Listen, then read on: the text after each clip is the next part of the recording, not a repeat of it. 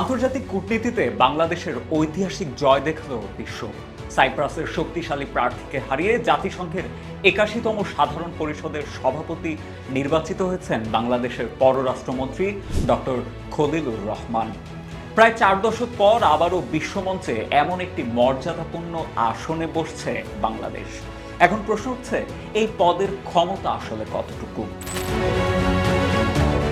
সহজ ভাষায় জাতিসংঘ সাধারণ পরিষদের সভাপতিকে বলা হয় বিশ্ব সংসদের স্পিকার।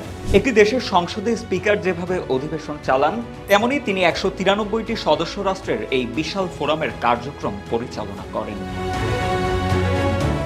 তবে মনে রাখবেন, জাতিসংঘের সর্বোচ্চ প্রশাসনিক কর্মকর্তা কিন্তু মহাসচিব, বর্তমানে যিনি অ্যান্তোনিও গুতেরেস। অন্যদিকে সাধারণ পরিষদের সভাপতি হলেন বিশ্ব কূটনীতির প্রধান সমন্বয়ক। তিনি কোনো দেশকে শাস্তি দিতে পারেন না বা যুদ্ধ থামানোর নির্বাহী আদেশ দিতে পারেন না, তবে বৈশ্বিক নীতি নির্ধারণে তিনি বড় ভূমিকা রাখেন।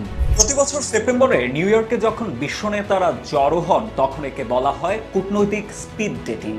জলবায়ু পরিবর্তন, যুদ্ধ, সংঘাত, মানবাধিকার কিংবা অর্থনৈতিক সংকটের মতো বড় বড় ইস্যুর আলোচনা ও সমঝোতার টেবিলটি নিয়ন্ত্রণ করেন এই সভাপতি।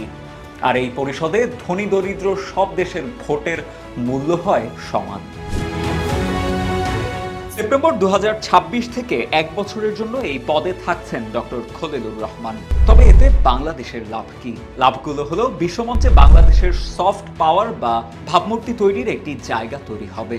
জলবায়ু পরিবর্তনের ক্ষতিপূরণ আদায়ে বাংলাদেশ জোরালো নেতৃত্ব দিতে পারবে। রোহিঙ্গা শরণার্থীদের নিরাপদ প্রত্যাবাসনের বিষয়টি বিশ্ববাসীর নজরে রাখার বড় সুযোগ মিলবে। এর আগে ১৯৮৬ সালে প্রথম বাংলাদেশি হিসেবে এই গৌরব অর্জন করেছিলেন কূটনৈতিক হুমায়ুন রশিদ চৌধুরী। দীর্ঘ ৪০ বছর পর এশিয়া প্যাসিফিক অঞ্চলের প্রার্থী হিসেবে আবারও সেই গৌরব ফিরিয়ে আনল বাংলাদেশ। গোপন ব্যালটের এই লড়াইয়ে ৯৯টি দেশের সমর্থন পেয়ে জয়ী হন বাংলাদেশের পররাষ্ট্রমন্ত্রী।